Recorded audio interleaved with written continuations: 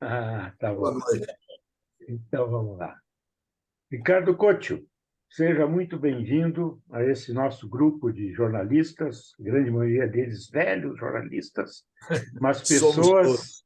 sempre muito atentas, ativas e preocupadas, estamos todos, né, em acompanhar o nosso cenário local, regional, nacional e, por que não, internacional. Então, a gente tem conversado muito, semanalmente, quase sempre tendo um convidado, e dessa vez nós temos a alegria, a satisfação de ter entre nós um jornalista conhecido por todos aqui, certamente dispensa apresentações, certo, Couto?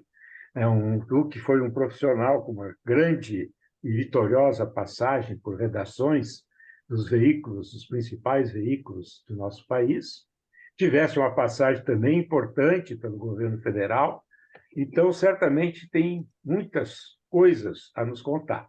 A ideia aqui, Couto, é de nós termos como eu te falei antes, uma conversa informal entre amigos. Tá? Sinta-se absolutamente à vontade. O que vai acontecer é que, em certo momento, são jornalistas, portanto, curiosos. Então, vão começar a te questionar e a te, eventualmente, bombardear com perguntas. Então, e certamente essa é uma coisa que não te assusta nem te preocupa, porque Não, muitas eu vezes gosto muito. então, muitas vezes você esteve, na verdade, inclusive, no outro lado do balcão, fazendo perguntas. Hoje o desafio é nós que vamos te fazer perguntas.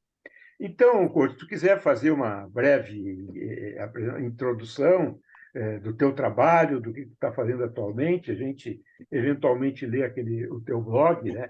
E até ontem ou hoje postaste ali uma mensagem de muita esperança que, enfim, o mês de julho pode ser um mês Verdade. importante, interessante para o país, com menos problemas e mais notícias positivas. Vamos por aí? É o que eu estou sentindo. Essa semana aí, as coisas foram juntando vários fatos, né, que dá para a gente ter uma ideia de que daqui para frente as coisas devem se normalizar. Nós passamos aí, nos últimos 4 anos, um pesadelo, né, que parecia não ter fim. E agora a gente volta a ter um governo normal, com as divergências comuns com o Congresso.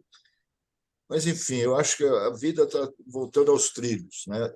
E uma coisa que me chamou a atenção há muito tempo, que as pessoas não viajavam tanto. Todos os meus amigos, parentes e tal, está todo mundo viajando, todo mundo saindo de férias, né? E até o ano passado, muita gente não saía porque tinha medo de, na volta, não encontrar mais um emprego, né? Isso quando eu tinha dinheiro para viajar. Então, isso é um sinal de que a gente pode começar a pensar num Brasil mais sereno, né? Que eu acho que nós mais precisamos é isso, sabe? Um pouco de paz nesse país. E o fato positivo que eu falei ontem na coluna, né? É que o nome do ex-presidente inelegível saiu do noticiário. Isso é ótimo, porque apesar de ele ter saído do governo há 6 meses, né? Ele continuava frequentando o noticiário, verdade que mais o noticiário policial, né? É. Mas era uma assombração que continuava aí pairando no ar.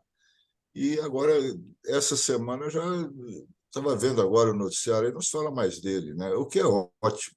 Agora é virar a página e tocar o barco, sabe? Que esse é um grande país, tem um povo maravilhoso.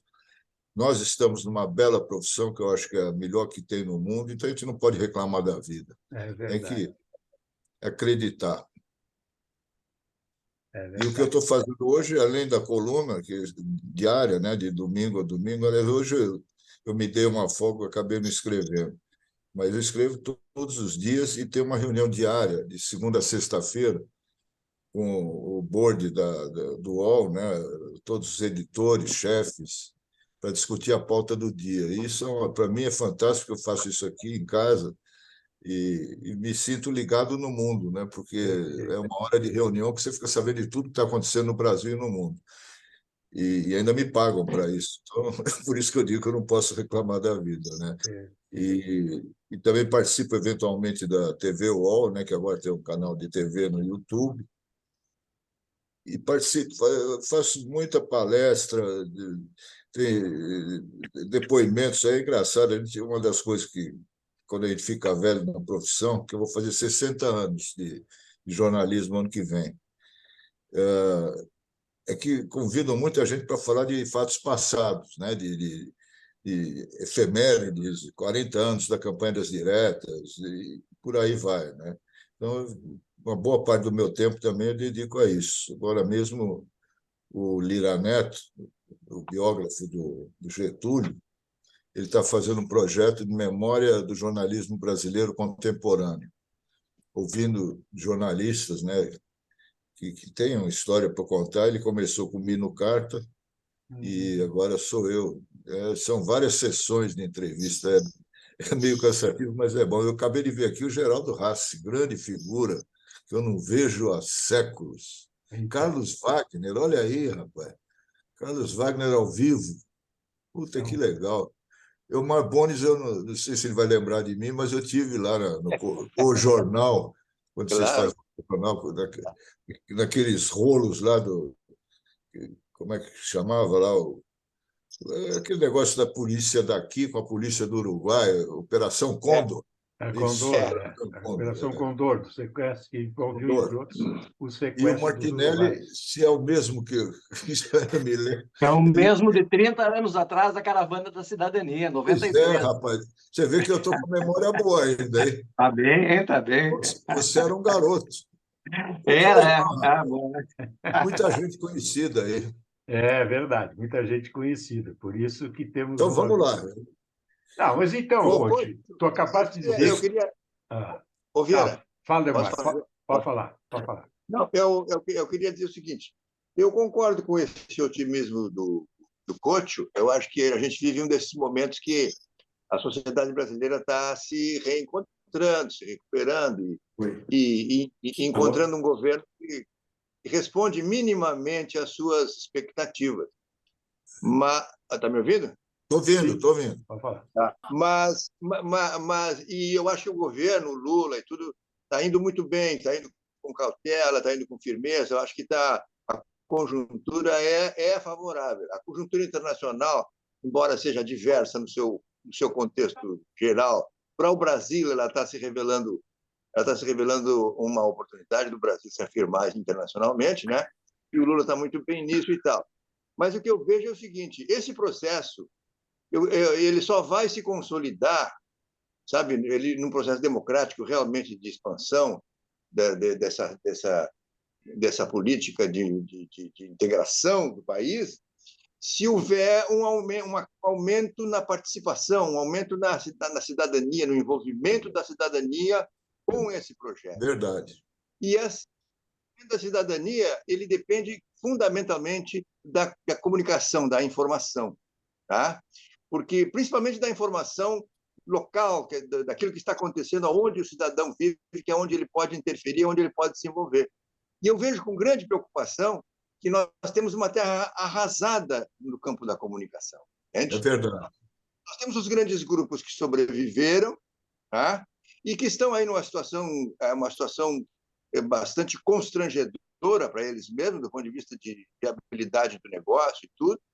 Temos os grupos novos que estão surgindo na internet, tem muita coisa boa, mas o que eu vejo é que a demanda gigantesca da sociedade brasileira por informações em todos os níveis, ela não está minimamente contemplada e não se fala muito nisso. Eu não vejo ideias, eu não vejo projetos, eu vejo o governo, inclusive, um pouco encolhido em relação a isso. O que você acha dessa pensata aí, Ocote? Eu concordo plenamente com você. Eu agora parei de viajar por problemas de saúde, de locomoção, tenho problema nas pernas, não tenho mais viajado, né? Mas eu viajava o Brasil inteiro e eu via como a informação, né, não chegava em largas, em muitos lugares do Brasil, né? A informação, os grandes jornais não chegavam, então era só rádio ou televisão, né? E a imprensa local geralmente é atrelada à prefeitura, né? É chapa branca, porque senão não sobrevive, né? Isso é um negócio terrível. Vocês fizeram uma experiência no Rio Grande do Sul fantástica com o jornal que, né? Nós tivemos poucas experiências como essas no Brasil, né? Então, realmente, o cenário da comunicação não é favorável, não dá para ser otimista, mas eu estou, de uma forma geral, otimista com o país, né? Eu acho que as coisas vão se ajustar, porque não é de uma hora para outra, né? Eu acho que vão aparecer grupos aí empresariais que vão querer entrar, porque é um ramo, um setor que sempre deu muito dinheiro, né? Não dá para ser abandonado. Hoje nós temos 3 jornais nacionais, poucos jornais regionais que ainda sobrevivem com alguma força, e essa coisa da internet aí que ninguém sabe no que vai dar, né? Que tem o lado positivo de democratizar a informação, de dar acesso a todo mundo, né? Todo mundo pode dar informação, dar opinião e tal. E, de outro lado, essa coisa horrível das milícias digitais que nenhum país do mundo ainda conseguiu encontrar uma maneira de, não digo controlar, porque a gente fala em controlar, já fala logo em censura e tal, mas tem que ter uma regra do jogo, né? Você vai abrir um jornal ou abrir uma rádio e tal, você tem obrigações a cumprir, né? E na internet, não. Quer dizer, essas grandes empresas, aí, muitas nem estão aqui no Brasil, né? Não tem sede aqui. Então, isso aí eu acho que é um desafio para o futuro. Mas aí eu acho que nós não vamos ver isso aí resolvido, isso aí ainda vai demorar, é mais para a geração dos nossos netos aí, é um bom desafio para eles, né? Mas eu acho que a nossa geração não tem do que reclamar, somente com todas as limitações da época da ditadura, né? Acho que nós temos mais ou menos a mesma idade, né? Passamos metade da vida sob ditadura, né? E metade da vida com democracia. Então, vamos aproveitar essa metade da democracia, que, pelo jeito, agora vai ser mais duradoura e mais sólida, né? Que, depois de tudo que aconteceu no ano passado, e, e confiar na juventude, sabe? Eu sempre acreditei nisso, já fui chefe de redação, diretor de jornalismo e televisão, então eu sempre procurei trabalhar com jovens, né? E a gente aprende muito com eles. Tem que abrir espaço, sabe? Tipos que nem o Carlos Wagner e tal, não preciso mais ir para a redação, eles agora só vai tomar cerveja lá com os amigos, discutir o futuro da reportagem. A reportagem tem futuro, mas nós não, só tem passado. Então, eu concordo que o quadro da comunicação, e aí eu incluo também a comunicação do governo, que eu acho que está muito fraca ainda não conseguiram organizar o trabalho nas redes sociais, principalmente, né? A relação com a imprensa não é boa, de uma forma geral, e a gente não pode esperar boa vontade, simpatia e tal dos donos da comunicação, da meia dúzia de famílias, porque, pela própria natureza do partido e da história do Lula, são projetos de país diferentes, né? São projetos econômicos, políticos diferentes. Então, nunca esses grandes grupos vão dar folga, né, para o Lula, por quem for do PT ou da esquerda, progressista e tal. Isso aí é um jogo que faz parte do jogo. Eu dizia isso quando eu trabalhei com o Lula no governo. Nós temos que lidar com a imprensa do mesmo jeito que lida com o Congresso, com os partidos no Congresso, né? Você pode não gostar de um ou outro partido, parlamentar e tal, mas tem que conversar, tem que negociar. E a imprensa é a mesma coisa, é um jogo de cada dia, né? Como a gente, a cada dia, tá, como repórter, né, briga por espaço no jornal. Nunca você conquista espaço para sempre. Você tem que conquistar todos os dias, né? Todo dia vender teu peixe lá, a foto, o texto, conseguir um espaço na primeira página. Então, eu acho que isso aí faz parte dos desafios diários da vida e é assim mesmo, né? Não me queixo, não. Pô, só o fato de estar trabalhando ainda e ter um salário com 75 anos e 60 de jornalismo, porra, não posso pedir mais nada, né? E fazer do que eu gosto, que é mais importante. E livro nem pensar. Não, tem várias pessoas que me falam, porra, quando é que vai ser o próximo livro? Como se a gente sempre tivesse a obrigação de ter o próximo livro, né? E livro não é tão simples assim, não. Você tem que ter uma história para contar. E como eu falei antes, eu não tenho mais viajado, tenho conversado, tenho saído pouco de casa, muita dificuldade para sair e tal. Então, eu não tenho novas histórias para contar. Até me sugeriram, tem um livro de memórias que eu fiz, saiu em 2006, quase 20 anos, Na época era sobre 40 anos de jornalismo, né? E o título é Do Golpe ao Planalto. O ano passado, quando a coisa começou a ficar feia aqui no Brasil, porque parecia que ia voltar aquele tempo terrível, né, dos militares, um amigo me falou assim: agora escreve um livro do golpe ao Planalto, que era de 64 ao Palácio do Planalto, onde eu trabalhava na época, né? E aí fazia um título ao contrário, do, do golpe ao Palácio. Aliás, do Palácio ao golpe, que graças a Deus acabou não acontecendo. Couto, tu fala o seguinte, que a nossa geração viveu metade do tempo em ditadura ou em ameaças de ditadura, não é? É. E em todos esses momentos, todos esses períodos que a democracia brasileira esteve ameaçada ou esteve até meio que na UTI, né? E tem as digitais da nossa imprensa convencional, tá? Ela sempre esteve envolvido com esses movimentos pouco democráticos, né? Vem desde 54, 64, 61, sempre tem as digitais ali. E agora, no presente, tem uma digital dela muito forte nesse processo da Lava Jato, que está sendo agora estampado. Como é que você vê que isso é? Outro dia o Gilmar Mendes disse assim, esse vai ser o capítulo mais bombástico da Lava Jato, vai quando se destampar essa caixa aí. Como é que você vê isso aí? É a maior vergonha da nossa profissão, né, da nossa geração. A maior vergonha é o que os nossos colegas fizeram nessa cobertura da Lava Jato, que não teria alcançado a dimensão que alcançou sem a ajuda, a colaboração da imprensa, dos patrões aos empregados. Isso foi uma coisa que avacalhou com a nossa profissão. E eles continuam aí, agora posando de democratas. Mas as viúvas da Lava Jato, os órfãos da Lava Jato estão aí nas redações, sabe? E agora estão procurando um candidato, né? Porque o Bolsonaro é inelegível, né? Não dá mais Bolsonaro, então estão procurando uma terceira via outra vez, estão sempre procurando uma terceira via. Isso para o jornalismo foi uma coisa arrasadora, sabe? Eu acho que nós temos que passar por um processo de depuração aí em algum momento, não só da Lava Jato, do ponto de vista jurídico, político e tal, mas uma espécie de comissão da verdade para ver também o papel dos jornalistas, desde os donos até os chefes de redação, os repórteres, que participaram dessa grande tramóia, da qual não se contou ainda 10%. É como aconteceu em 64. Nós só ficamos sabendo do golpe, como é que foi, as entranhas do golpe, quem participou, de onde veio o dinheiro, como é que foi montado o golpe. Ficamos sabendo depois, por alguns documentos que o governo americano liberou depois de 20, 30, 40 anos. É a mesma coisa que vai acontecer com a Lava Jato, né?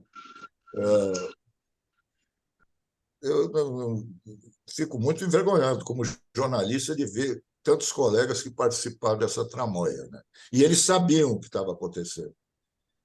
Sabe? Aqueles caras que tiraram uma foto, eram 5 ou 6 que cobriam para os grandes veículos e tal, no dia que decretaram a prisão do Lula, eles tiraram um momento importante lá do processo, tiraram uma foto deles como os grandes heróis nacionais, né? Eles transformaram o Moro em herói nacional e eles se achavam também, né? Isso aí foi vergonhoso, como foi em 64. Não vamos esquecer que toda a mídia brasileira, a grande imprensa brasileira, com exceção talvez da Última Hora ou uma outra revista de esquerda, todos apoiaram o golpe. E alguns não só apoiaram, como participaram diretamente, como foi o caso do Estadão, o jornal Estado de São Paulo, né, que foi um artífice importante, né, na montagem do golpe. Nós temos histórias bonitas para contar para os nossos netos, mas temos histórias muito feias também, que a gente não pode esconder. Aliás, eu vi mais gente conhecida aqui agora, só Luiz Cláudio Cunha, cadê o outro que eu vi aqui? Luiz Cláudio Cunha, Luiz Lanzetta, o Lanzetta velho de guerra, hein, rapaz? Você está em Porto Alegre agora ou você está em Santa Catarina? Hein? Lanzetta, teu Eu estou em microfone. Brasília. Eu estou em Brasília. Nós temos... Mas nesse grupo aqui é uma volta às origens. Porra, eu estou gostando já, estou gostando, rapaz. A turma tem uma cara boa. Tem uma cara boa. Está também entre nós o Lourenço Casarré, que eu acho que conhece também tem muitas passagens pela redação de Brasília. Ele não me conhece, Vieira, porque eu sou muito guria. Isso aí. Nem tu, nem a Núbia. Eu cheguei depois. É que eu sou muito novinha. Isso aí. O Cote eu me encontrei, foi lá em Santa Catarina, que eu convidei ele para fazer uma palestra naquele curso que a RBS dava para os alunos, para os jornalistas. É verdade. Que enchia lá, e ele foi um dos convidados. E aí eu nunca me esqueci daquela palestra, das histórias que ele contou. Eu sempre digo que é um grande contador de histórias, né? E eu me lembro de uma que eu achei ótima, né? E também em Porto Alegre, no Rio Grande do Sul também. Eu me lembro de uma história que tu tinha uma pauta que tu estava na sucursal do Jornal do Brasil em São Paulo, e a gente ofereceu para fazer uma pauta lá pelo Norte, eu não me lembro direitinho como é que era o Nordeste, que era enorme, ia ter não sei quantas páginas. Daí tu convenceste o Zuenir para entrar contigo, mas não sei o quê, trabalharam feito loucos, e quando chegaram lá, era um caderno especial. Conta para eles, que eu acho isso ótimo, isso acho um exemplo. A história é bem comprida, vou tentar resumir, mas você vê as coisas são difíceis, mas a gente insiste, né? Quando se completaram 20 anos da morte do Carlos Lamarck... Coach. Oi? Coach, Wagner. Fala, Wagner. Não é que eu estava... Agora que a minha mulher me ensinou qual é o botão que eu tinha que apertar para ser escutado.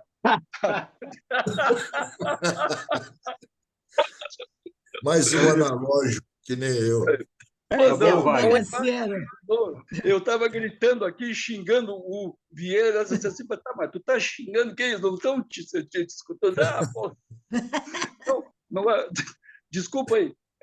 Não, sabe como é que é? Coach, não é, eu queria perturbar um pouco. Deixa eu só responder para a Núbia. Isso aí.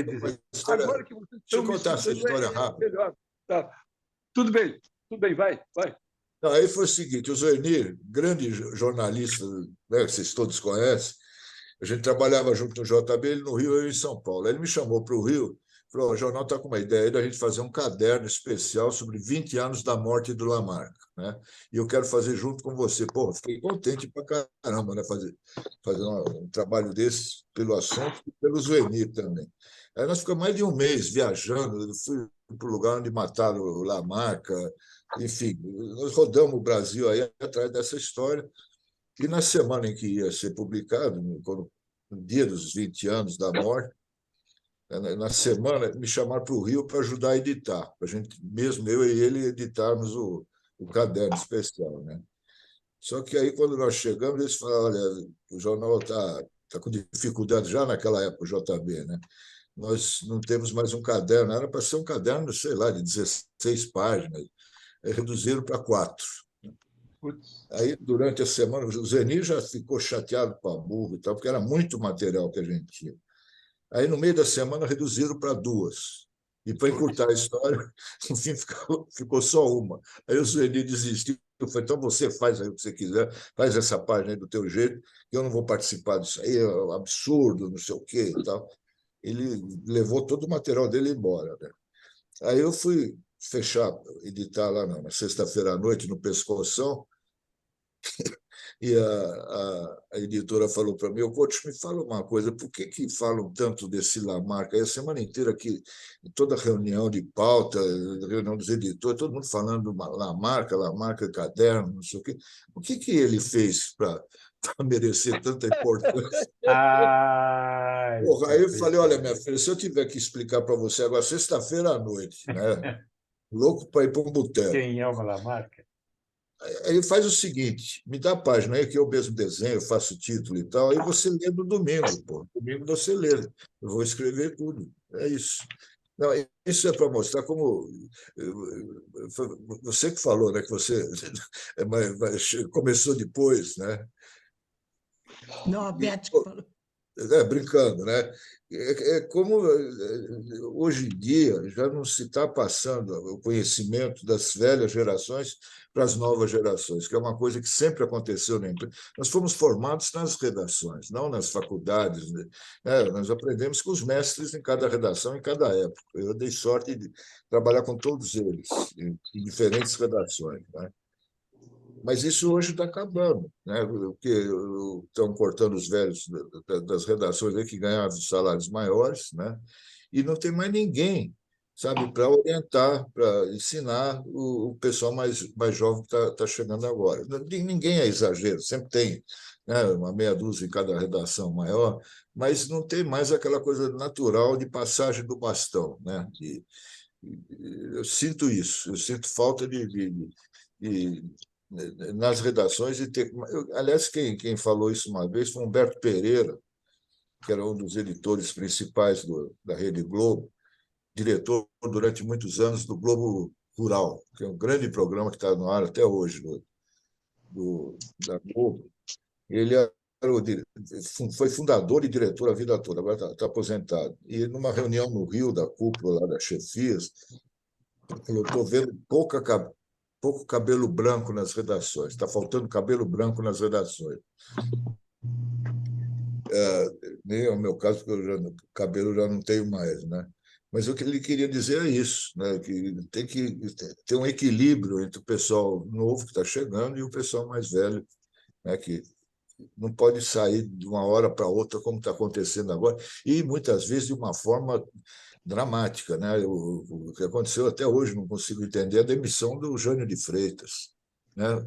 Um dos maiores jornalistas brasileiros, né? Com 90 anos, ele foi sumariamente demitido.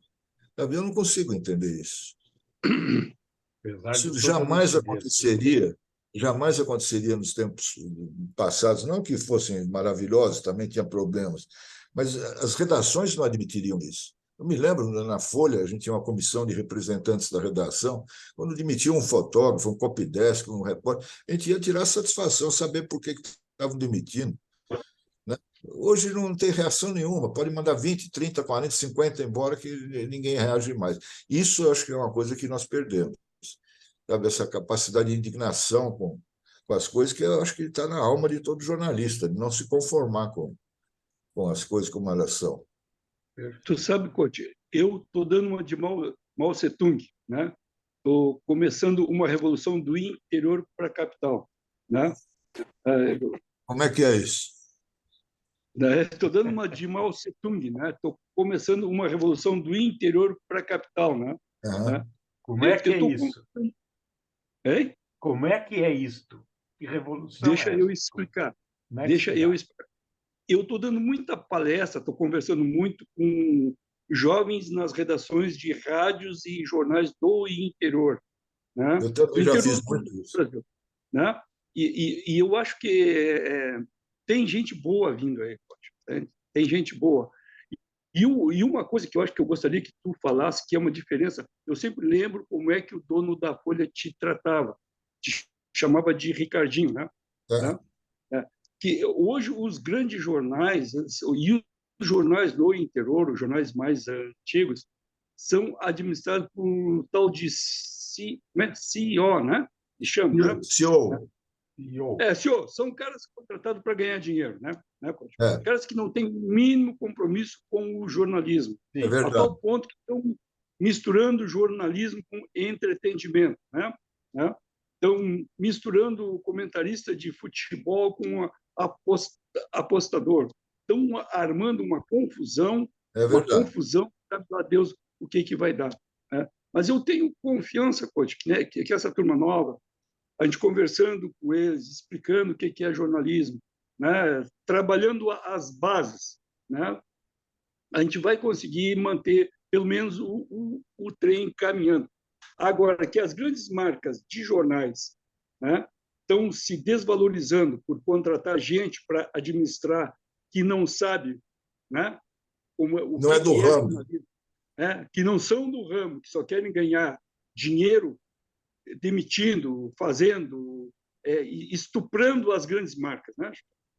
Tu lê comentários Então, eu gostaria que tu comparasse, né, Coach? Tu pode fazer isso aí. Como é que era quando os jornais eram administrados Não, pelos quer ver? antigos... Oi? Oi? Oi? Sim, Estão me escutando? nós te ouvimos, Wagner. Fala, Wagner. Nós te Tá, não, ouvimos. eu gostaria que até a Núbia e outros participassem. Como é que era o jornal quando era administrado pelo dono e como é que é o jornal hoje? Né? Eu tenho duas experiências mais longas, né? No Estadão, da família Mesquita, e na Folha, da família Frias. Eu trabalhei mais de 10 anos em cada um, 12 anos, por aí.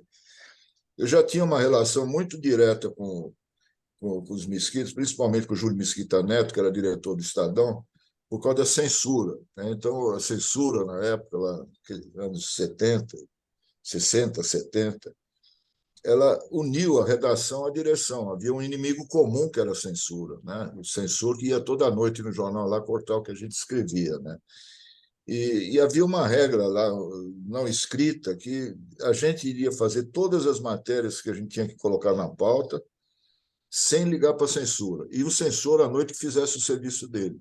Nós não praticamos autocensura em nenhum momento lá. A gente continuou fazendo o jornal como a gente deveria fazer, né? Acho que foi o único, só o Estadão que fez isso. Não cumpria as ordens que vinham da censura, ignorava aquilo, e a gente trabalhava normalmente e dividia as nossas angústias e tal com as chefias, com os diretores do jornal, né? Mas, para mim, o melhor momento profissional foi na Folha. Você lembrou do seu Frias, né? Pra você ter uma ideia, Wagner, ele morreu com mais de 90 anos. Quase até o último dia da vida dele, ele ia no jornal todo santo dia e passava o dia lá dentro, queria ver todas as matérias, queria ver a primeira página, só ia dormir depois de ver a primeira página. Ele dirigia o carro dele, não tinha motorista, não tinha segurança, não tinha porra nenhuma, e adorava jornalismo. Ele falava para a gente, olha, eu não sou jornalista, eu sou empresário, meu negócio é ganhar dinheiro, vocês é que têm que fazer o jornal, mas eu quero que vocês façam o melhor jornal do país, e recursos eu vou dar para isso. E, de fato, deu durante todo o tempo que eu trabalhei lá com ele. Eu nunca deixei de fazer uma matéria por falta de verba, ou nunca deixar de publicar matéria minha por censura, por autocensura. Nunca aconteceu isso, né? E que permitiu, na época da campanha das diretas, que foi a coisa mais importante que eu fiz na vida, que o jornal não só cobrisse a campanha das diretas, apoiasse, mas que participasse diretamente. Então, eu ia para todos os comícios no Brasil inteiro, viajava para onde eu queria, gastava quanto queria, e ele bancava lá na redação, que nem todos na redação estavam a favor da campanha das diretas, tem mais essa, né? Que, como falavam que a Folha era um saco de gatos, não tinha de tudo lá. Tinha malufista, né? Tinha gente... Bolsonarista ainda não existia, mas era desse tipo aí. E ele vibrava com as matérias. Esse negócio que a gente sempre fez de jornal falado, você chega da rua com uma reportagem, você quer contar lá para as pessoas o que você fez, o que você tem, não sei o quê. Ele chamava para a gente contar para ele, sabe? Para você ter uma ideia, uma vez eu voltei de Serra Pelada, do grande garimpo lá de Serra Pelada, início dos anos 80, e ele se entusiasmou, falou: vocês podem ter um espaço que vocês quiserem. E quando ele viu as fotos, ele ficou louco. Sabe? Nós fomos lá dentro, mesmo lá no fundão, no buracão do garimpo, mostrar como é que era aquilo. Chegou a ter 100 mil pessoas lá dentro. Aí ele cismou de fazer um cartaz de banca. Cartaz de banca. Leia hoje na Folha, Serra Pelada, o maior garimpo do mundo, não sei o que e tal. E ele mesmo escolheu a foto. A foto foi de um garimpeiro que tirou foto minha e do Jorge Araújo, fotógrafo, né?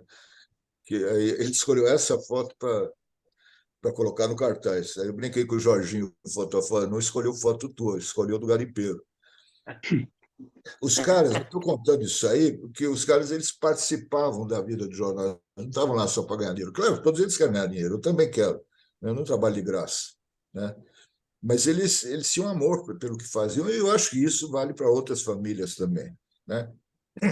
Mas, escute, hoje isso aí soa como uma utopia, especialmente essa questão financeira, Quem está falando? econômica, né? Quem está falando? É Vieira que está falando, Conte.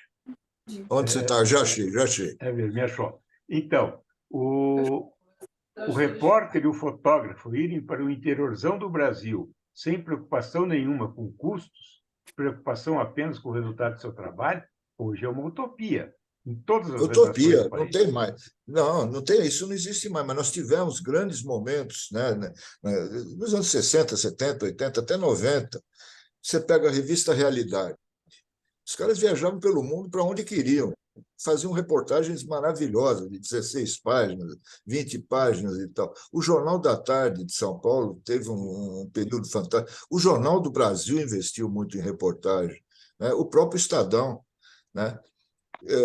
Que era o diferencial dos veículos, era a reportagem. E se disputar, os profissionais eram disputados no mercado.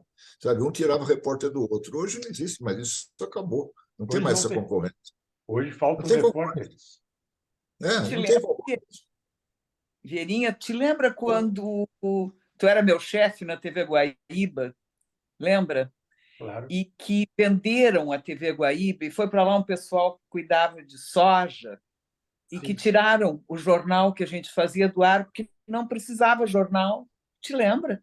Claro, claro. Eles não nos comunicaram. Eu subi o morro, o Fontela telefonou para mim e disse: Betinha, não sobe o morro porque o nosso jornal não existe. Sabe? Então, Ali era um empresário, né? Era o Renato Ribeiro, É, família, mas sabia o que cuja era aquilo, né? a Eu não tinha noção. preocupação era prestígio de um lado e ganhar dinheiro de outro. Então não podia o Bah, jornalismo dar despesa. O que é, Bach? Me permite? Boa noite a Fala. todos. Cheguei atrasado. Boa noite, Coach. Tudo bem contigo? Boa noite. Coach, ficou bem clara assim, a tua opinião sobre a Lava Jato. Mas eu queria te ouvir um pouco também sobre o que tu pensa sobre a Vaza Jato, que foi daí o movimento do The Intercept. Sobre dois aspectos, sobre o trabalho deles e sobre esse jornalismo que vai para as plataformas digitais, mas não no papel, como a gente sempre conheceu. O que tu pensa disso? Eu acho muito bom isso, que a Beth lembrou agora que aconteceu, né? Empresas jornalistas que viraram negócios só, coisa de negócio e tal, mas estão surgindo hoje coisas novas na imprensa, muito boas e animadoras, né? Eu queria lembrar da agência pública, que eu sou um dos fundadores e conselheiro lá faço parte do conselho, que é um grupo de jornalistas que foi buscar patrocínios de universidades, são jovens, todos podiam ser meus filhos, e que fazem jornalismo da melhor qualidade. Não sei se vocês acompanham, a agência Sim. pública é uma experiência vitoriosa, né? E você tem vários... A Vaza Jato, que você citou, né? O Intercept. Coach, desculpe, Coach, antes de eu continuar, você pode chegar um pouquinho mais para trás para que a gente possa te ver inteiramente? Aí, Tá bom? tá ótimo, obrigado. A Vaza Vaza Jato. Jato Vaza Jato. é um exemplo, né? Exatamente o oposto da Lava Jato. A Lava Jato era o prato feito que promotores e juízes entregavam para jornalistas vendidos. A Vaza Jato foi atrás da coisa que estavam querendo esconder, que essa é a função do jornalismo. Não é você divulgar aquilo que a autoridade quer que você divulgue, é você descobrir aquilo que a autoridade não quer que você divulgue. E eles fizeram um trabalho primoroso. E uma coisa que eu achei fantástica é que fizeram um consórcio de veículos da grande imprensa, né, que divulgaram junto com o Intercept. Que se fosse só um veículo da grande imprensa fazer, não teria tido a repercussão que teve, que saiu em vários estados, grandes jornais e tal, junto com o Intercept, né? E liderado por um jornalista que é prêmio Pulitzer, né? Nos Estados Unidos, muitos desses prêmios Pulitzer, dos grandes jornalistas e tal, hoje estão fazendo isso, têm os seus próprios veículos, plataformas, sites. Então, não dá para a gente ser pessimista, não. Sabe? Eu acho que aquela imprensa que nós conhecemos 50, 60 anos atrás, aquela realmente não existe mais. E a tendência, não estou contando nenhuma novidade aqui, é que os jornais de papel desapareçam em pouco tempo, né? Assim como outro dia estava falando isso. Eu gostava de andar com dinheiro no bolso. Sempre ter dinheiro no bolso, até para quando o ladrão te roubar, você ter algum para entregar, né? Aí falaram para mandar mais com dinheiro, andar só com cheque. Aí passei a andar só com cheque. Agora ninguém aceita mais cheque, agora é só cartão. Então não adianta você querer voltar para a cédula, né? É a mesma coisa que está acontecendo com a comunicação. A comunicação é agora, nesse negócio que nós estamos aqui, no computador, no celular, na rede. É na rede. Não tem jeito, sabe? Então, essa, que o Vieira estava falando, né, de ficar 1 mês, 2 meses, 3 meses para fazer uma reportagem, não era comum, mas todas as empresas faziam isso 2, 3 vezes por ano, investiam nisso, né? Isso vai ter que ser feito hoje por essas novas plataformas. A agência pública, eu sugiro que vocês peguem aí na internet, vejam que trabalho fantástico que eles estão fazendo. Oi, Na Couto. Amazônia, a melhor cobertura da Amazônia deles. Então, Couto, li ontem da agência pública um relatório sobre aqueles episódios dos camburões da Folha que atendiam, Sim, eu vi. não é? Coisa de qualidade mesmo, né? Muita qualidade. Sobre a participação de militares no 8 de janeiro, também a melhor cobertura é deles. Eles têm repórter fixo na Amazônia, sabe? Nenhum grande jornal tem repórter bom lá, cobrindo a Amazônia direto. Eles têm, sabe? E tem toda a liberdade e independência para fazer o trabalho. É um mecanismo que eu precisava mais tempo para explicar, então, mas eles oferecem matérias, parcerias para a grande imprensa também. O UOL, a Folha, vira e mexe, publicam matérias da pública. E assim eles vão vivendo e sobrevivendo, formando uma nova geração de bons jornalistas, bons mesmo, sabe? Então, a gente não vai mais encontrar, nunca mais, infelizmente, as redações onde nós trabalhamos. Isso aí acabou. Sim. Acabou, já não é de hoje, né? Já tem algum tempo. Acho que de 5 anos para cá, a coisa degringolou de vez. Não investem mais nem em equipamento, nem em gente, e se puder, manda mais gente embora, sabe? Então, acabam cometendo, eu acho, um suicídio, né?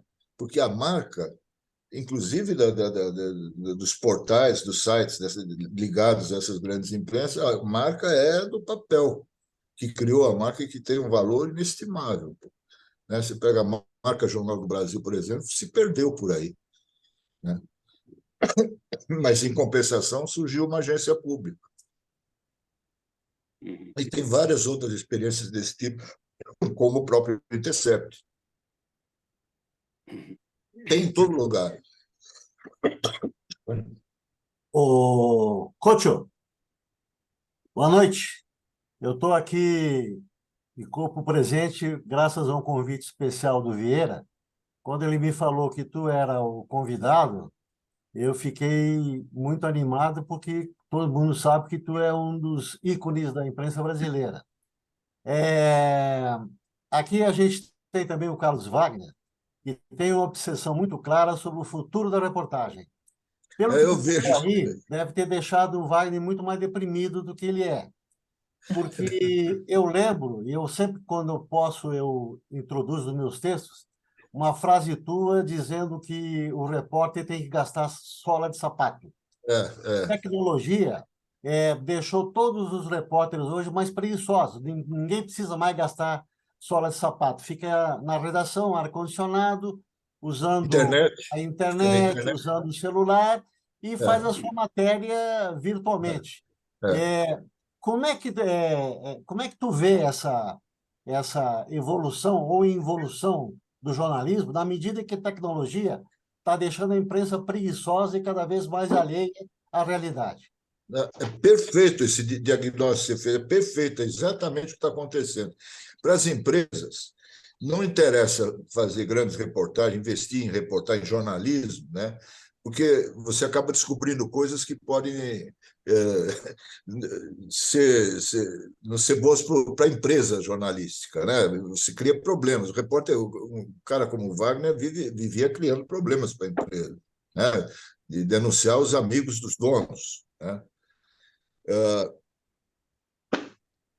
Me perdi aqui um pouco agora. Como é que repete a pergunta, por favor? Eu estou cansado pra Não, caramba como é hoje. que tu vê que a tecnologia está deixando Ah, os jovens tecnologia. mais Aqui preguiçosos, né? deveria ser uma coisa boa para ajudar a gente, por exemplo, a fechar o jornal mais tarde, você ter Isso. mais tempo para editar, para preparar, para escrever e tal. Cada vez os jornais estão fechando mais cedo, né? E a tecnologia tem esse negócio aí de tornar o profissional preguiçoso, que o profissional preguiçoso interessa para os donos também, porque ele é mais barato. Ele é mais barato. Você acha fácil, você pega em qualquer faculdade, aí você pega compra no atacado, né? Então, reportagem era uma coisa que criava problema para as empresas. Eu tenho noção disso, porque custava dinheiro, né? E porque quando a gente descobria alguma maracutaia, algum negócio e tal, criava problema para o departamento jurídico do jornal, né? E os novos chefes de redação, editores, não sei o quê, então, parece que já estão formados dentro disso, também não querem confusão, sabe? Está tudo no piloto automático. Você pega o Jornal Nacional hoje em dia, né? Não tem mais alma, não te surpreende mais. Antigamente, você assistia o Jornal Nacional, pelo menos uma matéria, te surpreendia e você saía para o bar para conversar, falava, você viu a tal matéria no jornal? Hoje não tem mais essa matéria. Hoje é tudo igual. Se você pegar o Jornal da Bandeirantes, da CNN, da Globo, é tudo igual. A diferença é que a Globo está em todo o Brasil, né? Tem afiliadas em todo o Brasil, então tem uma cobertura nacional melhor. Mas a pauta é a mesma, é pauta única. E é essa pauta preguiçosa que você falou. Você tocou num ponto realmente que aí tem muito a ver, não é a gente botar a culpa nos outros, né? Porque quando você está na faculdade, você bota a culpa no professor. Quando você está na redação, bota a culpa no chefe. Nós temos que assumir as nossas culpas também. Sabe? O pessoal se aquietou, sabe? Não briga mais para fazer matéria, porque essa é a única profissão que você briga para trabalhar. Você briga pela pauta para sair, briga para arrumar dinheiro para poder fazer a matéria, briga por espaço para poder publicar. É uma briga permanente. E ninguém quer mais brigar, todo mundo quer ficar na dele. Né? Então, nós estamos formando, infelizmente, aí, espero estar errado nisso, mas uma geração, como você, usando a tua expressão, preguiçosa. Preguiçosa. E não tem mais aqueles caras nas redações que botavam fogo no rabo da molecada. Sabe, eu falo de figuras como Samuel Weiner, como o Cláudio Abramo, como o Mino Carta, sabe, que líderes, eram líderes de redação. Do Sul, você Uma deve ter coisa, Côncio, antigamente, exemplos. tu discutia o jornalismo com gente do quilate do Samuel Weiner, do Alberto Roberto Dines. Denis. Quando bola uma grande pauta, a primeira coisa que o chefe de redação faz é encaminhar para o departamento financeiro para ver se é viável economicamente fazer a matéria. Ou seja, passou a decisão para um estamento que não tem nada a ver com jornalismo. O pessoal vai ver se ela é viável, se ela é muito cara, se é muito custosa.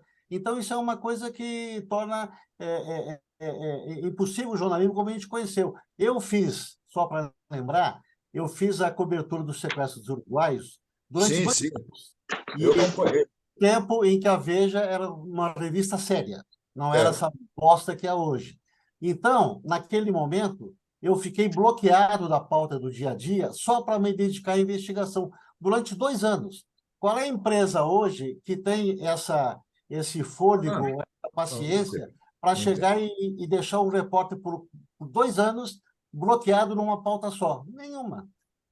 Não, e o Não, adicional que tem você aí tem também, Couto, é que além da questão econômica, tem a questão jurídica, né? Hoje, isso. incontáveis matérias, reportagens, notícias passam antes pelo jurídico, porque vai liberar ou não liberar. É exatamente isso, Vieira. Exatamente. Primeiro você manda para o diretor comercial financeiro para ver se tem dinheiro. Se por acaso a matéria for feita, aí depois de escrita ela vai para o jurídico. Vai para o E o jurídico. jurídico, em 90% dos casos, fala para não publicar, porque ele também não quer problema.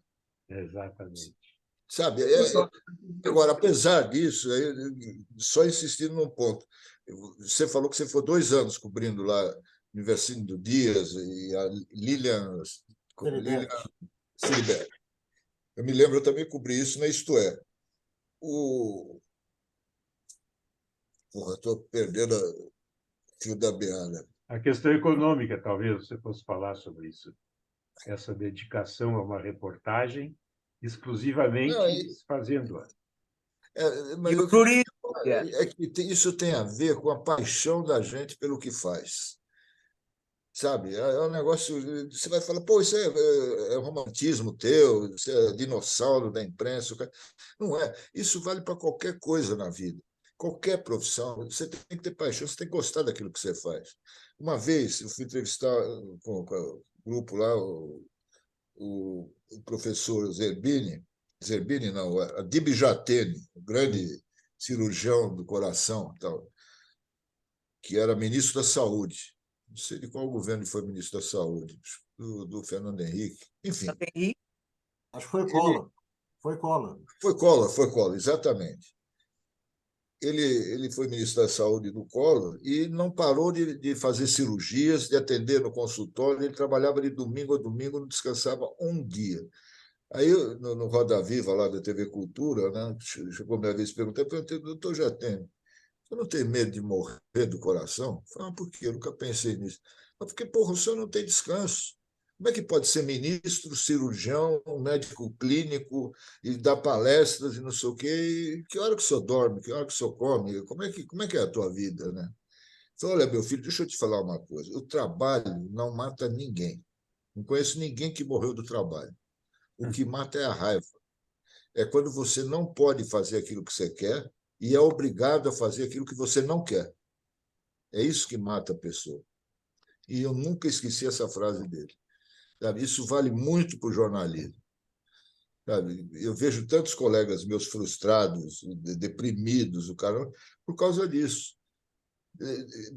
Com o agravante de que hoje não conseguem mais emprego. As pessoas com a minha idade aqui em São Paulo não acham emprego em lugar nenhum. Né? Eu sou uma exceção de estar ainda em atividade. Eu não conheço nenhum da minha geração, da minha faixa etária e tal, que está no dia a dia ainda do jornalismo. Mas eu não consigo viver sem isso. O jornalismo tem que ser uma coisa visceral na vida da pessoa, porque senão não vale a pena. Se fosse só mais uma profissão para ganhar um salário no final do mês, sabe, é melhor ser publicitário. A gente, no dia que perder essa alma, na hora que perder esse espírito, sabe, de tipos que nem o Wagner, pegar o carro e sair por aí, caçar notícia, caçar matéria, aí, porra, a profissão vai para o vinagre. Aí vira é isso que você falou, Luiz Cláudio, sabe? Vira um negócio burocrático, preguiçoso, né? Os caras não saem da redação. Dois jornalistas de São Paulo, já há algum tempo, fizeram um livro sobre o meu trabalho e tal, que chama. O título é uma frase do motorista da Folha, que falava isso para mim, eu falei para eles e virou o título do livro. Lugar de repórter é na rua. E é isso. Quer dizer, reportagem só existe na rua, não existe reportagem na redação. Ninguém faz reportagem na redação. Você pode até enganar, né? Telefone, internet e tal, mas não faz uma reportagem. Né? E é isso que está acontecendo. Acabaram os carros de reportagem. Eu vi que a imprensa estava mudando quando não tinha mais carro de reportagem. Não tinha mais motorista de reportagem. Começou por aí. Aí começaram a usar táxi, não sei o quê, agora é Uber, né? Não tem mais carro de reportagem. E naquela época, nossa, não é porque era nosso tempo, era outra coisa mesmo. Sabe? Você tinha equipes permanentes, que você falou que ficou 2 anos numa matéria. Né? Eu fiquei também um tempão cobrindo o ABC, né? A República do ABC, lá dos metalúrgicos, do Lula, do seu. A Folha me mantinha lá direto, né? Primeiro na Isto É, depois na Folha. Eu quero matéria toda semana, quero todo dia, não sei o quê, porque era lá que estavam acontecendo as coisas.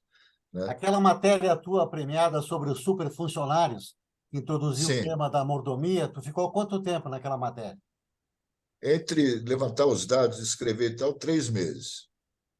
3 meses. E quando eu terminei, entreguei a matéria, te contar essa que é engraçada, está no meu livro. Eu tenho um livro de memórias que eu conto algumas dessas histórias aí.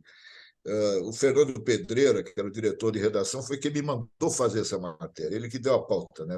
Me chamou e falou: você tem o tempo que você quiser, você vai para onde você quiser, eu quero isso, isso, isso.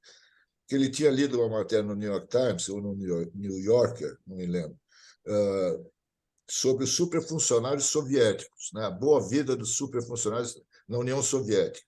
Aí ele falou assim, eu conheço muita gente em Brasília, conheço bem Brasília, ele foi diretor lá em Brasília e tal.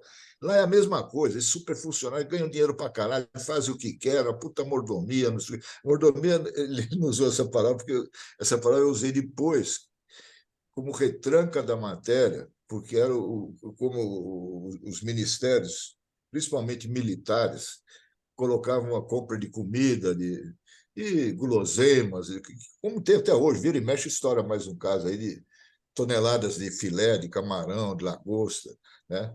Isso aí entrava na rubrica mordomia. Mas o Pedreira, que mandou fazer a matéria, falou: vai, faz o que você quiser, vê o que você precisa e tal. Aí, depois de 3 meses, entreguei o pacote, um puta monte de matéria, né? Ele falou: não vou ler isso agora. Eu vou sair de férias, isso aí vai dar um rolo do caramba. Sai de férias você também, você deve estar cansado. Aí, quando for em agosto, a gente volta a conversar. Ah, sim, porque também o dono do jornal, o Júlio Mesquita Neto, estava viajando, estava de férias, ele estava fora. Mas vamos nós também sair de férias. Em agosto a gente vê. Eu não sei o que aconteceu na minha ausência. Eu sei que no domingo, que eu estava voltando para São Paulo, quando eu cheguei na banca, estava a manchete. Assim vivem os superfuncionários, manchetão do jornal. Eu estava, puta que pariu, e agora? Agora saiu, né? Eles resolveram publicar, porque o dono tinha voltado antes da gente e ele aprovou e mandou publicar. E um irmão dele, que tinha ficado no lugar dele durante as férias, tinha mandado um bilhete para o Pedreira, falando: não recomendo a publicação desse material. Isso pode dar problema jurídico, cara. Pocho, O irmão dele. essa matéria não foi uma alavanca para o Collor, caça aos Marajás? Não, não, não. O Collor veio bem depois. Ele pegou o gancho, né? Que eu não chamava esse era superfuncionário na matéria, né? A expressão Marajás veio com ele depois, né? Eu estou falando de 75, 76, e o Collor é de 90, 92, né? Não teve ligação. É de O que 89, aconteceu foi o seguinte. O Collor é de 89. 89, foi eleito em 89, exatamente. Na verdade, até um pouco antes, né? Porque a expressão Marajá surgiu quando ele se elegeu governador. É verdade, é verdade. Mas eu Ele não. virou Marajá por ele ter perseguido os funcionários. Os caras que ganhavam altos salários, né? Na verdade, aí, era eu até... caro. Tá. Boa noite, Couto. Eu até gostaria de aproveitar, já que entrou o Collor na conversa, e aí, obviamente, falar no Lula. E uma coisa que me interessa em particular, já que nós estamos falando aqui de jornalismo, é como é a relação do Lula com o jornalismo, com os jornalistas, e se ele lê jornais, ou agora sites, alguma coisa assim. Boa pergunta. Muito boa. A pergunta é por onde começar a responder. A relação do Lula com a imprensa eu acompanho desde o início da vida pública dele, da vida política dele, lá no ABC, né, que tinha uma cobertura grande de imprensa quando ele era líder sindical. E foi essa proximidade que, mais tarde, ele me convidou para ser o assessor de imprensa dele. O que não era uma função fácil, era difícil pelo seguinte: o Lula gostava de jornalista, gostava de conversar com jornalistas, repórteres como a gente, assim, o pessoal do chão de fábrica, né? Mas não era um político como os mais antigos, o Ulisses Guimarães, o Tancredo, que cevava jornalistas, né, que procurava ter uma boa relação para cavar espaço e tal. Ele nunca foi disso, né? Na época das greves, a cobertura que os jornais faziam era muito filha da puta, da maioria da imprensa, né? E na época surgiu aquele negócio: o povo não é bobo, a Baixa Rede Globo queriam virar o carro de reportagem da Globo lá em São Bernardo. Mas o Lula tinha uma relação boa com o pessoal que cobria lá. Levou algum tempo ele perceber que aquilo que saía publicado não era necessariamente feito pelos caras que estavam cobrindo. O jornal mudava o título, mudava a matéria. Isso levou algum tempo para ele entender isso, né? Que o repórter não é dono da matéria. E depois, quando eu fui trabalhar com ele como assessor, ele reclamava muito de notinhas que saíram no jornal. Isso aqui não é verdade, isso aqui não aconteceu. Então, falei, olha, você ficar pegando esses negócios aí, nós não vamos para lugar nenhum. Sabe, se você quiser um jornal inteiro que só fale bem de você e do jeito que você quer, é melhor abrir um jornal, né? Mas nós temos que lidar com a imprensa como ela é. Porque esses caras vieram antes da gente e vão durar muito mais tempo depois. Como, de fato, a gente vê que é assim mesmo, né? Então, nós temos que ter uma... o meu trabalho, depois que eu fui trabalhar com ele, era exatamente de fazer melhorar as relações com a imprensa de uma forma geral, não só com o chão de fábrica, o repórter setorista que cobre lá o dia a dia, mas com as direções das empresas também. Tinha que falar com todos, não tinha jeito. É como você ir falar com o presidente do Partido Liberal, do partido de oposição, cara. Você tem que falar com os caras. Do Roberto Marinho ao diretor do Diário de Caixa Prego, eu consegui, durante os anos que eu trabalhei com ele, levar o Lula para conversar com essas pessoas. Às vezes valia a pena, às vezes não, né? Eu me lembro que a relação dele com o Roberto Tifta era péssima, né? E eu insisti muito que jantasse ou almoçasse com o cara e a conversa não foi boa. Não é uma relação meio caótica que o Lula tem com a imprensa, sabe? E ele sempre repete isso, que ele é um produto da imprensa, da liberdade de imprensa. É verdade, a primeira capa que saiu com ele, nem eu conhecia ele, saiu eu morava na Alemanha, era correspondente do JB na Alemanha, quando o Mino Carta, que fez a entrevista, me mandou a revista Isto É, falou, presta atenção nesse cara, porque o que acontecer no Brasil daqui para frente vai passar por aqui, por São Bernardo. Então, o Mino percebeu isso logo, né? E eles são... Mas teve uma época também que o Lula ficou bravo com o Mino, eles chegaram a brigar, ficaram anos sem se falar, sabe? Porque o Lula é muito teimoso, sabe? Muito teimoso e não gosta de ser contrariado. Então, qualquer coisa que o cara escreva que ele não concorda, que ele não gosta, e parece até que ele gosta de brigar, de provocar, né? Que nem essa história que está acontecendo aí agora com a Venezuela. Porra, todo mundo falando para ele, para de falar nisso, pô, isso aí é uma coisa que você tem que resolver dentro do Mercosul, conversando com os outros presidentes do Mercosul. Não é no palanque, não é no discurso no gogó e tal, sabe? Mas não tem jeito, o Lula é realmente uma força da natureza, sabe? Não, é muito inteligente, eu costumo brincar, uma brincadeira, é teimoso como uma mula, mas uma mula muito inteligente. É mula. Vai ali no... Ora, Couto, o Chico Buarque uma desculpe vez aí, Luiz falou Cláudio. que Luiz Cláudio, ele falou que era Luiz Cláudio, importante para um... Oi?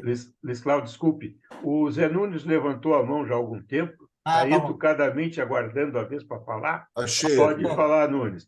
Sinta-se à vontade. Tá certo, obrigado, Vieira. Diga lá. Eu quero saudar todos os amigos aí que estão aí nessa live extremamente maravilhosa, que eu posso dizer.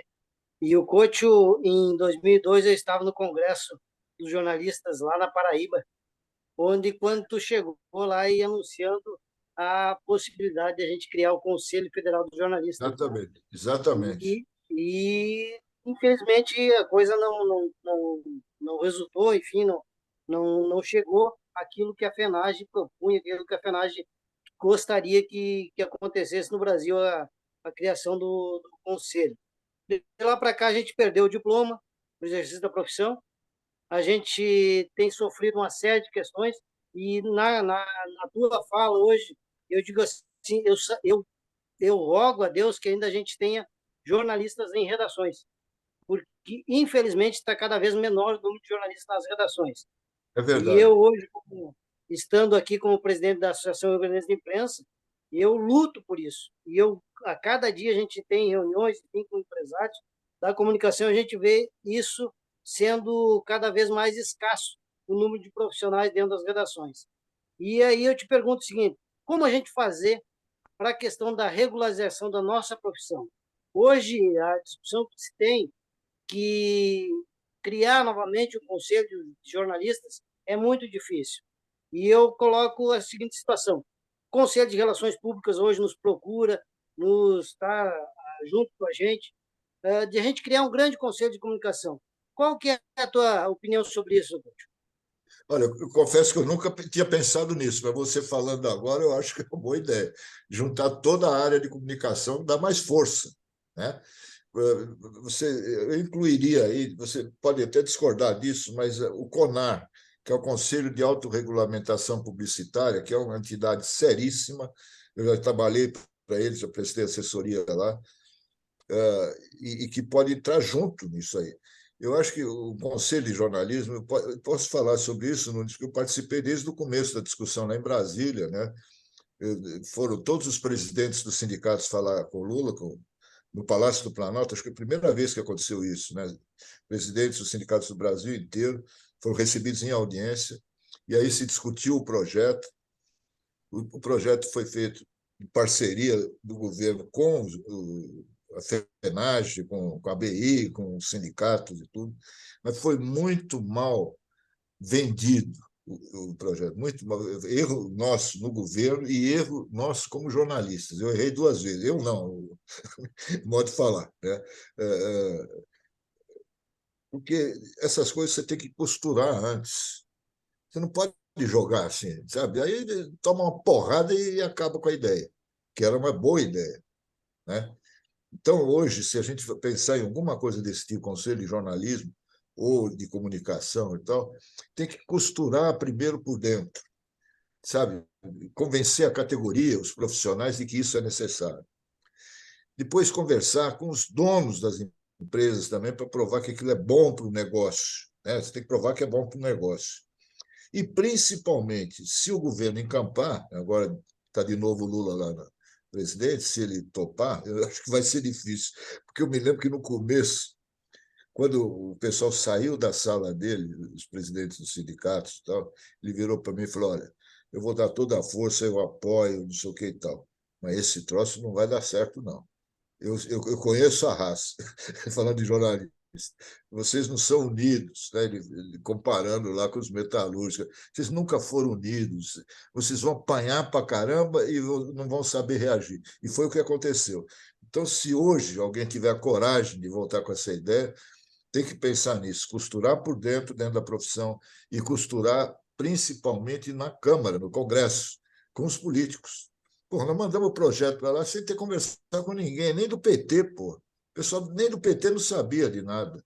Agora, Couto, o grande problema que Foi ajudou uma a fundar cagada. essa ideia do Conselho é que ele tinha um odor muito forte de censura.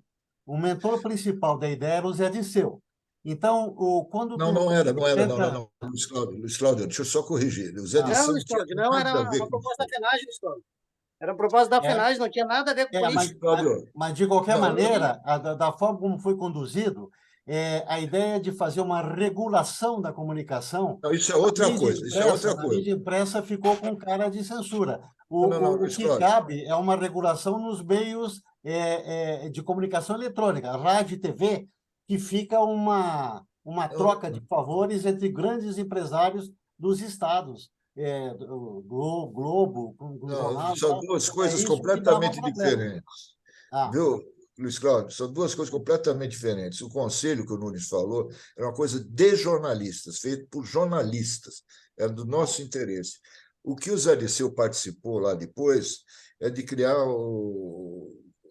novas regras para a comunicação, que são muito isso. antigas, que é uma coisa voltada para as empresas, né? Era a lei de imprensa, É. a nova lei de imprensa. Agora, acusando o Conselho de Jornalismo também de censura, que a gente queria controlar, a gente não queria controlar porra nenhuma. A gente queria limpar a profissão, ter comissão de ética, sabe? E uma entidade nacional, como tem os médicos, como tem os advogados, engenheiros, todo mundo tem, que defenda a categoria profissional, para não se avacalhar como está avacalhada hoje, para não chegar... Num caso como o da Lava Jato, por exemplo, um conselho forte de jornalismo podia intervir nisso, chamar os caras à fala, chamar os jornalistas que estavam metidos naquilo ali, suspender, sabe? Mas não censurar. Não tinha nada de censura. A censura, quem falou foi o editorial do Estadão, do Zero Hora, do Globo, da Folha, todos os jornalões. Eles não querem nem ouvir falar em conselho de jornalista. Nada. Nada a ver com aquilo que o Zé Dirceu depois, junto com Franklin Martins, eles prepararam uma regulamentação da mídia, é outra coisa. Outra coisa. O Zé é acusado de muitas coisas, mas nesse negócio a cagada foi nossa, não foi dele, não. Ele não participou disso, não. É verdade. O Nunes deve lembrar, né? Porra, Sim. ninguém defendia isso aí. Porra, teve um dia que eu falei para mim mesmo, porra, eu sou um idiota. Eu brigava com todo mundo, ligava para diretor de redação, todo mundo que eu conhecia. E tal. Eu quero espaço para defender essa ideia. Não sei. Claro, vou mandar o repórter ligar, você fala o que você quiser. O cara... Mas o próprio repórter que me ligava era contra, porra. Eu falei, Ô, Couto, dentro dessa, vamos manter aí nessa mesma situação. Agora, uma coisa que teve muito na linha de frente aí foi não é uma petição, mas a ideia de caçar a concessão da Jovem Pan pelas reiteradas mentiras e fake news que ela se esmerou em distribuir ao longo dos Ministério últimos Público anos. O Ministério Público pediu Foi o Ministério cassação. Público. Como é que você vê essa questão? Sou totalmente a favor. Sou totalmente a favor do Ministério Público. Isso que a Jovem Pan, eu falo que eu moro aqui em São Paulo, conheço a Jovem Pan desde tempos antigos e tal, não tem nada a ver com essa Jovem Pan de hoje, que é uma maracutaia, é um negócio de fazer dinheiro sujo, tabu, né? Mas porque aí não é uma questão de censura, aí é uma questão criminal. O que eles fizeram no governo do Bolsonaro foi crime. Assim como o Bolsonaro vai ter que responder por esses crimes, também a Jovem Pan vai ter que responder. O que esses caras, o que eles falavam, o que eles fizeram, a campanha que eles fizeram contra a vacina, sabe? São criminosos. Eu sou totalmente a favor do Ministério Público. Eles têm que ser processados. Não é porque a gente é jornalista que nós vamos falar, não, nós temos que defender sempre a imprensa. Não, não. Mas, cidadãos. Couto, esse caminho aí vai abrir uma picada para dar na Rede Globo, porque a Rede Globo, como é que ela vai justificar as dezenas de delações premiadas obtidas ilegalmente, como agora se sabe, para dar manchetes diárias com aquele duto jorrando dólares? Como é que ela vai explicar isso do ponto de vista ético? Elmar, eu não... Couto, chega um pouquinho mais para trás, por favor, para nós poder te ver inteiramente. Eu quero ficar mais perto de vocês. Aí Elmar, obrigado. É o seguinte, só aparece a careca agora, o Couto. Tem que fazer? aparecer o teu belo rosto, né? Que você, né, sempre foi muito bonito. Só do jeito que estava, só estava careca, não está... Agora me perdi aqui. Eu estava respondendo para o Elmar. O Elmar, sim. A Globo vai ter que responder. Eu não tenho a resposta, não. Não sei o que eu faria se eu tivesse no lugar da Globo. Mas se o Ministério Público levar a fundo esse negócio da Jovem Pan, é um precedente que eu acho muito bom. Muito bom, sabe? Porque a imprensa não pode tudo. E se houver maneira de provar que a Globo agiu de má fé, como a Jovem Pan agiu de má fé, sabe? Que são coisas diferentes, são assuntos diferentes. Né? Claro, o poderio de uma e de outra empresa não dá para comparar. Mas eu acho que a gente tem que ter muito claro que a imprensa, o nosso meio, até para ser respeitado, precisa respeitar certas regras. O que a Jovem Pan fez foi um negócio assim inominável, inominável. E tudo em troca de dinheiro, né? Ganharam muito dinheiro. E continua fazendo. Até uma televisão, pô. Agora eles têm um canal de televisão. O Couto, o Chico Buarque disse uma vez que, para os governos evitarem muitos problemas, deviam criar o Ministério da Merda, do Vai da Merda. Vai da merda. Eu acho o seguinte, não está faltando um assessor do Vai da Merda no ouvido do Lula? Quando o Lula fala que a democracia é relativa, está ressuscitando uma frase de merda do Geisel, da ditadura. Alguém precisa controlar essa língua do Lula, porque ele está ficando impossível. Olha, Luiz Cláudio, isso que você está falando, eu ouço um monte de gente falar. sabe? E eu me sinto assim, sou muito amigo dele há mais de 40 anos, né? E tenho dificuldade realmente para escrever, para botar no papel esse negócio que às vezes me dá raiva de certas, como essa que ele falou da democracia relativa e da narrativa da ditadura da Venezuela, enfim, uma meia dúzia de batatadas aí que ele soltou, que vão contra ele, que vão contra o governo, que vão contra o país, sabe? Eu não tenho mais contato com o pessoal lá de Brasília, como falei, eu não tenho viajado mais e tal. Mas é evidente que o Lula está muito solto demais, sabe? No primeiro governo, o pessoal que foi com ele para Brasília era quase que uma família, todo mundo ali se conhecia, todo mundo se respeitava, era um grupo muito unido, né? E com grandes nomes, né? Você tinha ali Márcio Tomás Bastos, os ministros todos, tocando telefone aí. O Ministério vai da Merda, quem deu a ideia foi o Chico Buarque, né? No primeiro governo do Lula. E eu continuo achando que tem que ter mesmo isso. O problema é que, como eu falei antes, o Lula é muito teimoso, sabe? Não é que as pessoas não falem para ele. Eu li agora esses dias que pediram para ele não falar sobre Venezuela no encontro do Mercosul. E realmente no discurso dele ele não falou. Só que aí, logo em seguida, o presidente do Uruguai tocou no negócio da Venezuela e ele veio com tudo. É difícil, é difícil. Então, respondendo objetivamente a tua pergunta, será que não tem ninguém que fala? Eu acredito que tenha, mas que o Lula que saiu da prisão ele é diferente do Lula que entrou na prisão. Sabe? Eu tenho a impressão que aqueles 580 dias que ele ficou preso, ele ficou um cara mais duro, sabe? E mais cheio de si também, né? Porque realmente o cara que passou o que ele passou, sair da cadeia e voltar para a presidência não é fácil. O cara que passou o que ele passou, o cara que já teve câncer, enfim, que a família toda foi perseguida, que perdeu o irmão, o neto, todas as coisas que aconteceram com ele, eu consigo entender do ponto de vista humano, mas não justifico politicamente, porque é um erro. Não dá para. Juscelino que tinha essa frase: não me peço para ser cúmplice do erro. Eu concordo plenamente. O que é pior de tudo, sabe o que me dá raiva? É você dar cara para bater para um monte de. Você fala porque você quer ajudar, você quer que melhore o governo, né? Mas tem muita gente que quer aproveitar um negócio desse para derrubar.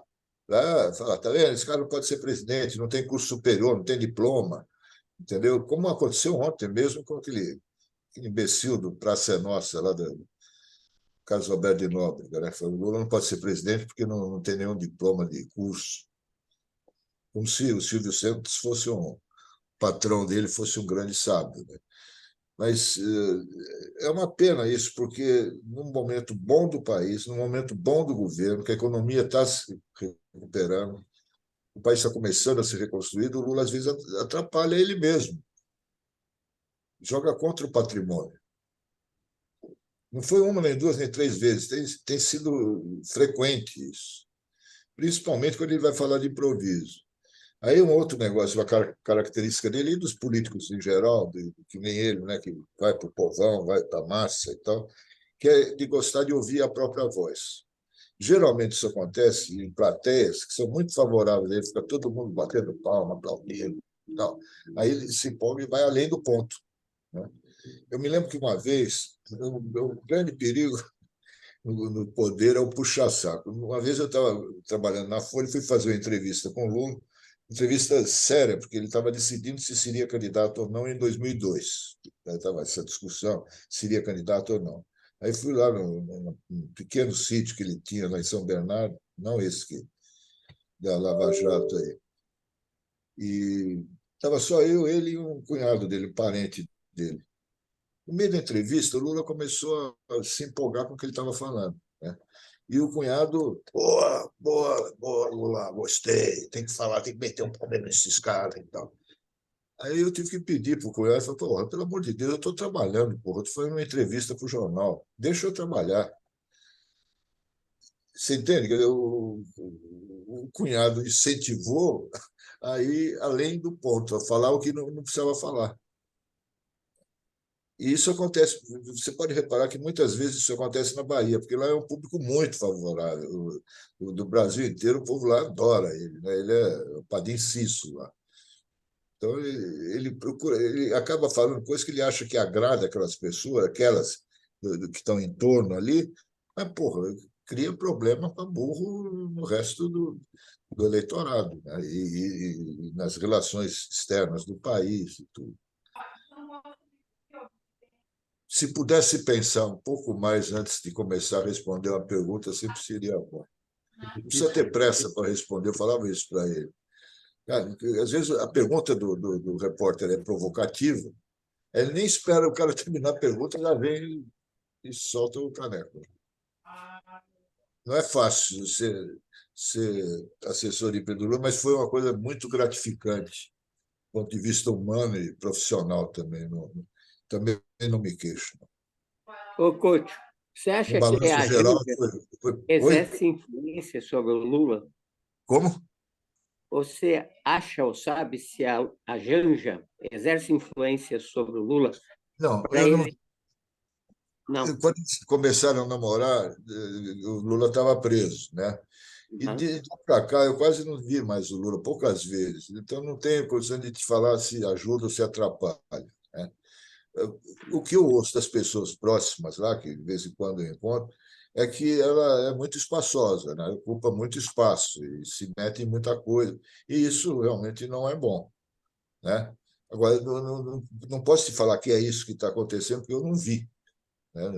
Eu gosto de falar das coisas que eu vi, que eu vivi, né? Nesse caso, não. Eu mal a conheço, eu vi uma vez só. Eu a Não sabia conheci, falar. quer dizer, fiquei sabendo melhor sobre Janja ao ler a Piauí, que fez um belo perfil. Eu não vi essa matéria. É um belo perfil, vale a pena ser lido. Que mês que saiu? Começa pelo título, A Leoa. A Um Leoa. monte. E por aí vai. Monte. Realmente é uma pessoa de uma personalidade muito forte, muito determinada, né? Sabendo muito bem o que quer. Isso certamente nos corredores palacianos incomoda muita gente, não há a menor dúvida. Com certeza, com certeza. Tá lá. Não, isso já tem saído bastante na imprensa, né? Isso que eu estou falando com certeza é porque na imprensa, no domingo passado, saiu uma matéria grande do Estadão sobre isso, né? Uhum. Como temos. Eu ia falar um outro negócio. Eu conhecia muito bem, era muito amigo da Marisa Letícia, né? A mulher do Lula que morreu. Couto, uma pergunta. Quem ocupa o teu lugar hoje na estrutura do governo? O cargo que tu ocupou há 20 anos? Eu não sei te dizer na prática ali como é que é. Eu sei que o chefe da SECOM é o Paulo Pimenta, que é aí do Rio Grande do Sul, né? Mas ele desempenha um papel semelhante ao que tu desempenhava? Ele quer desempenhar esse papel também, né? Que ele cuida da propaganda, né? Que mudou, depois que eu saí, mudou. Antes havia uma divisão, imprensa era uma coisa e propaganda era outra. Quando eu saí, depois entrou o Franklin Martins, o Franklin virou ministro de comunicação social e abarcou tudo, né? Tanto imprensa como publicidade. E parece que hoje está assim também. Quer dizer, o Paulo Pimenta é o chefe geral da comunicação. Sim. Agora, ele não é um jornalista, ele é formado em jornalismo, falou que é formado, mas ele nunca praticou profissão, ele não é jornalista, né? Então, tem um outro rapaz que eu mal conheço, que era do PT, eu sempre esqueço o nome dele, Crisóstomo, acho, que seria o secretário de imprensa, mas que na prática não é isso. Não faz as coisas que eu fazia quando eu estava lá. Essa relação com a direção das empresas, com os colegas, marcar almoço, jantar, levar o Lula para aproximar ele mais dos jornalistas, que eu saiba, não tem ninguém fazendo, não. Mudou tudo lá, viu, Márcio? Outro dia eu estava reparando que do primeiro governo para esse governo agora, só sobraram 2 caras que foram com o Lula em 2003 e que estão lá com ele hoje. O fotógrafo, o Ricardo Stucker, que exerce um pouco essa função de assessor de imprensa, que eu tinha, ele, na prática, ele é o cara que faz isso, organiza coletivo, essas coisas, né? E o Celso Amorim, que é o assessor especial de assuntos externos, né? Até porque naquele período que tu estava lá, tinha muita gente desse entorno do presidente que era ligado à comunicação. Eu me lembro de ti, André Singer, Luiz Gustavo, isso. Franklin Martins, Clara Ante, né? Todos tinham uma função muito forte nessa aproximação do Lula com a imprensa, né? Não, e além disso, também tinha ministros que ajudavam muito, né, a passar informações do governo, a dar entrevistas e tal. Eu me lembro bem do Palocci, que era um cara que tinha uma ótima relação com a imprensa, o Zé Disseu, antes de estourar o negócio todo. O Genuíno, como presidente do partido, né? Genuíno. O PT era um partido muito querido pelos políticos, e os políticos tinham uma boa relação com muitos jornalistas, né? Isso aí foi, acho que no segundo mandato do Lula, que a coisa, depois do Mensalão, a coisa mudou completamente, né? Virou guerra. Que aí aconteceu também o seguinte: o Franklin Martins tinha se demitido da Globo, né? Ele era diretor da Globo em Brasília. Até eu me lembro que várias vezes ele foi me visitar lá quando eu trabalhava no Palácio. Eu falei para o Franklin: você não quer ficar no meu lugar aqui? Você é o cara que nasceu para ficar como secretário de imprensa, você entende de política, cara, eu não entendo esse negócio aí. Eu falei: não, você está louco, você acha que eu vou largar o salário da Globo para me queimar aí, me arrebentar para ganhar esse salário de merda que você ganha? Um ano depois, 2 anos depois, ele se tornou ministro de comunicação e foi para o lugar lá, um dos lugares né, da comunicação. Mas aí o que eu ia falar é o seguinte: ele tinha saído brigado da Globo, né? E isso não é bom. Virou uma guerra. Eu me lembro que eu tentei aproximar ele com como é que chama? O Ali Câmara, que é diretor da Globo, e o outro, que é aí do Sul, que foi diretor-geral. Carlos Schroeder. Schroeder. Tinha uma ótima relação com os dois, né? O Schroeder e o Ali Câmara. Então, eu queria aproximar o governo e fazer uma ponte no meio de campo. Eu já tinha saído do governo, não tinha mais nada, por minha conta, né? No aniversário do Anselmo Góes, eu procurei fazer isso. E aí vi que não tinha jeito, porque um lado chamava o outro de filho da puta. Aí virou guerra mesmo, né? E que acabou desaguando na Lava Jato. A Lava Jato foi ali a vingança em cima daquilo que tinha acontecido no segundo mandato. Couto, o tempo é implacável e nos atropela. Nós precisamos respeitar o que combinamos contigo. Eu sei que tu tens agora um outro eu agradeço. Te agradeço, Vieira, porque eu estou realmente cansado. Sabe quando você já não... Só deixa eu... Como é que eu... Couto, aqui é o Nanzetta. Eu queria só te mandar um abraço e estou muitas saudades das nossas conversas para São Paulo e Brasília. Então, né? Quando você vier a São Paulo, me liga. O telefone é o mesmo. Então tá. Tu tá na Oscar Freire ainda ali, não? Não. Estou morando em Alphaville, Barueri.